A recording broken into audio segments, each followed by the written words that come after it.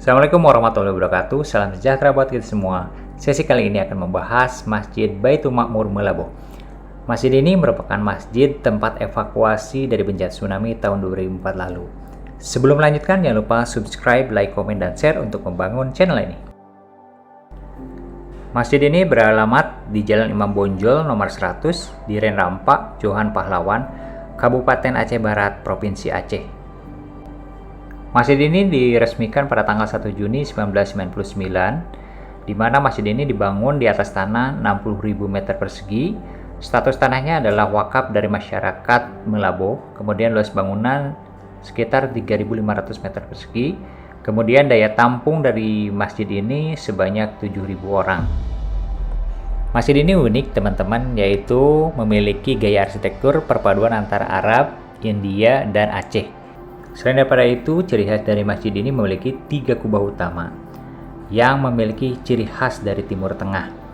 Kemudian, 3 kubah tersebut diapit oleh 2 menara. Pasca bencana tsunami Meulaboh tahun 2004, masjid ini dijadikan posko perlindungan masyarakat Meulaboh karena lokasinya cukup aman dari bibir pantai, kemudian halamannya sangat luas. Halaman yang luas tersebut dijadikan tempat landasan pesawat untuk membawa logistik, kemudian membawa obat-obatan. Masjid ini dapat menampung sekitar 10.000 masyarakat yang terkena dampak tsunami tersebut, yang mana mereka ditempatkan baik di dalam maupun di halaman dari masjid ini. Meulaboh merupakan salah satu wilayah di Aceh yang sangat terdampak oleh tsunami 2004, di mana korban jiwa di Meulaboh mencapai 21.165 orang. Bencana yang dahsyat tersebut semoga menjadi pelajaran buat kita yang masih hidup. Kemudian bagi saudara-saudara kita yang telah mendahulu kita diberikan tempat terbaik di sisi Allah Subhanahu wa taala, serta keluarga yang ditinggalkan diberikan ketabahan. Demikian pembahasan mengenai Masjid Baitul Ma'mur Meulaboh.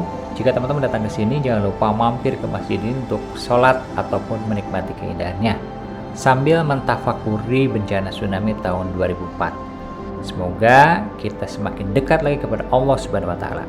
Sampai jumpa pada sesi selanjutnya.